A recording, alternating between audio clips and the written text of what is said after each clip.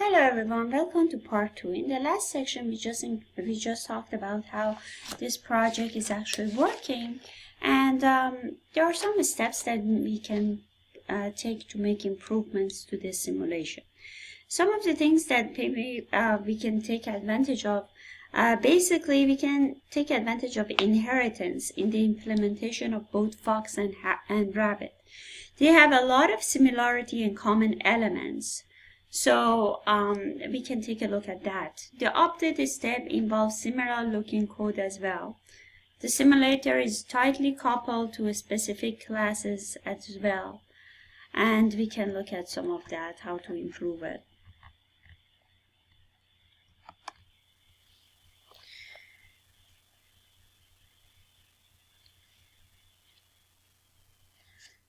So this chapter with abstract classes is so important. We know that for example, fox and rabbit, they share the same similarities, and that they suggest you should have a subclass of a common superclass such as animal. And we can actually make those changes in order to improve the design and implementation of this code. So we can put common fields in the animal like age, live, field, and location attributes. So both fox and rabbit, they have these. So this could be under animal. So we can just put it under animal. Method renaming to support the information hiding, run and hunt, because like in rabbit, the act is running, and in fox, the act is hunting. But both of these are basically a behavior or act, so we could actually put them under act. So the act could be basically for both hunting and as well as running. So that can be on the behavior. Similarly, can now be significantly decoupled. So this is in here. You can see that you are using the animal, and also we are removing the dead animal from the simulation. If there is any dead animal, we can remove that from simulation. So the static type checking requires an act method in animal. There is no obvious shared implementation. We define the act as abstract.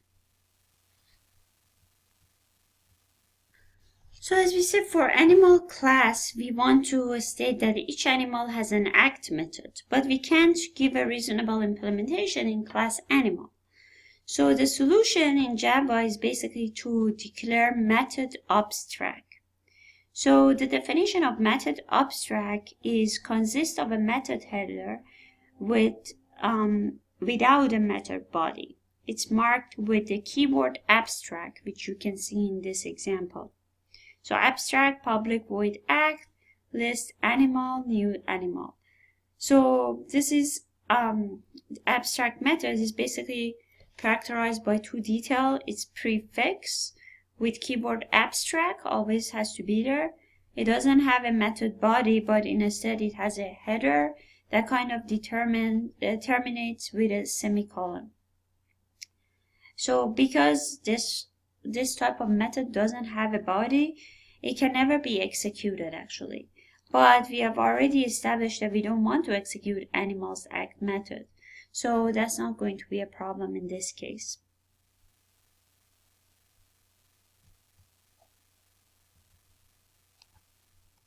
So the important concept in this chapter is basically abstract method and abstract class. As we said, abstract method can have abstract in the signature. It can have the abstract word in there. Abstract method, they have no body as we just described. The abstract method makes the class abstract as well. So an abstract class is a class that's not intended for creating instances. Its purpose to serve as a superclass for other classes. Abstract class may contain abstract methods as well. concrete subclasses complete the implementation. So in here, as you can see, the animal class. So this is an abstract class. You can classes are being declared abstract by basically putting the keyword abstract in the class header. So classes that are not abstract, all those classes that we have talked about previously, they're called concrete classes. Why we want to declare the class abstract? No instances can be created of abstract classes. Trying to use the new keyword with an abstract class is an error and will not be permitted by the compiler as well. Also, we don't want instances of class animal created directly. This class animal serves as a superclass, and declaring the class abstract enforces this restriction. Only abstract classes can have abstract methods. This ensures that all methods in the concrete classes can always be executed, but in an abstract method, it's not going to be executed. As we saw, it has only headers. Abstract classes with abstract method forces subclass to override and implement those methods declared abstract. If a class doesn't provide an implementation for an inheritance abstract method, it's itself abstract, and no instances may be created.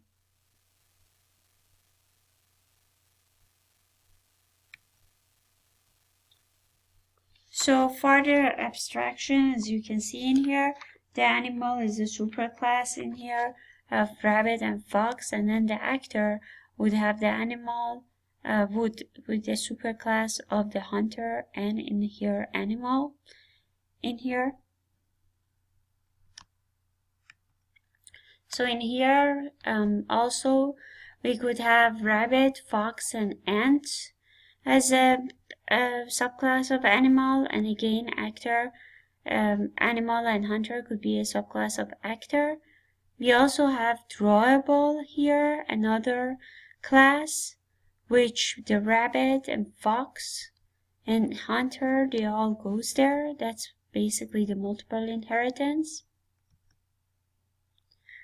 So the other part that we are going to talk about is the multiple inheritance here. Having a class inherit directly from multiple ancestors is basically the multiple inheritance. Each language has its own rule. Java forbids it for classes. Java permits it for interfaces. No competing implementation is needed. So the actor and animal classes are abstract, while basically rabbit, fox, and hunter are actually the concrete classes. So rabbit, fox, hunter are concrete classes, and animal and actor are abstract. So the actor class would include the common part of all actors. As we said, one thing all possible actors have in common is that they perform some sort of action, and we will need to know whether an actor is still active or not. So the definition in the class actor is basically the method if it's active or not.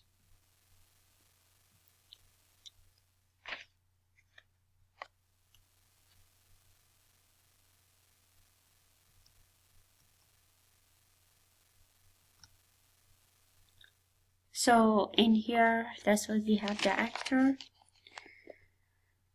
So the basically this is showing you if it is active or if it's not active. So the next one is basically class implement in interface.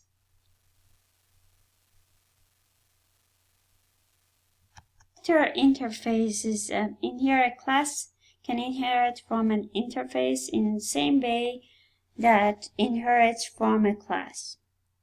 So the Java uses a different word, implements, for inheriting the interfaces. So that's why in here we see the implements. A class is said to implement an interface if it can include the implement clause in the header. So that's what we have in this case. We have the implement clause in the header. And in this case, if a class both extend a class and implement an interface, then the extend clause must be written first in the class header. That's what in here we have the extend clause is written first in the header. Two of our abstract classes, actor and drawable, are good candidates for being rewritten as a extend interfaces. So actor, so in here we are writing the actor and also the drawable as extend interfaces. So implementing a class doesn't inherit code from it. Some of the what we actually gain from implementing an interface is that the subclass inherits the code from the superclass. This allows the reuse of existing code and avoids code duplication. That's the concept of inheritance. The subclass also becomes a subtype of the superclass. This all allows for polymorphic variables and method calls. So, in other words, it allows different special cases of object to be treated uniformly. So, polymorphism is available with the interfaces as well as the classes. Some of the features of the interfaces is basically all methods are abstract, there are no constructor, all methods are public, all fields are public, statics, and final. So interface as a specification. Basically, in this part, what it's trying to say is that up to now, we have just introduced interfaces as mean to implement multiple inheritance.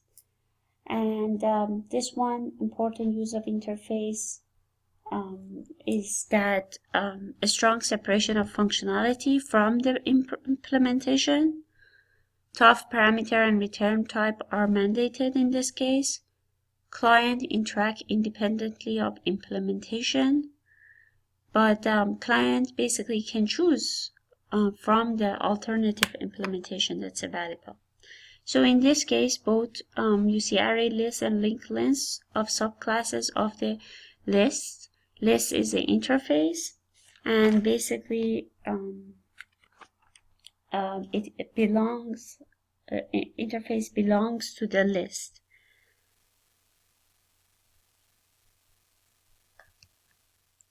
The class object is returned by get class in object. The dot class suffix provide a class objects. So if we have fox, so we can have fox dot class. Used in a simulator views, we have map class color, a string get name for the class name.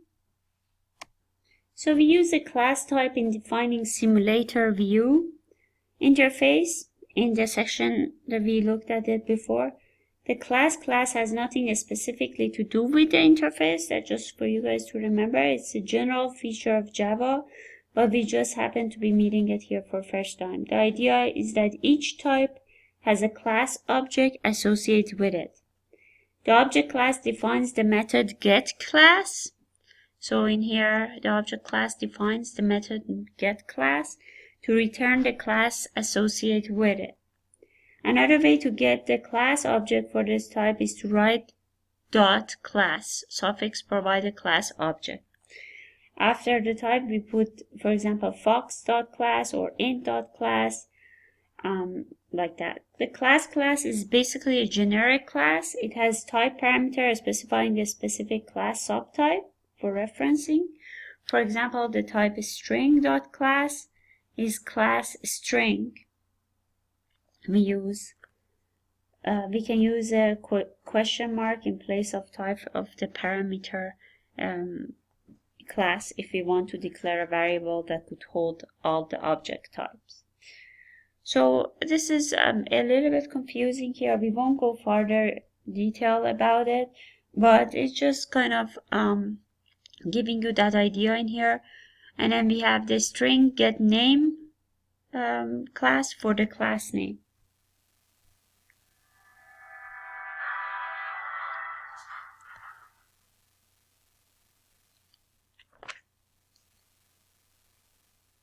So basically, some of the things that we talked about, inheritance can provide shared implementation. So we talked about concrete classes versus abstract classes. Inheritance provides shared type of information for classes and also interfaces. Abstract method allow static type checking without requiring the implementation. So when you have an abstract class, you don't have to implement it. Abstract class functions as in complete superclass, and there is no instances. Abstract class also provide polymorphism. Interface provide a specification without implementation. Interfaces are fully abstract as well.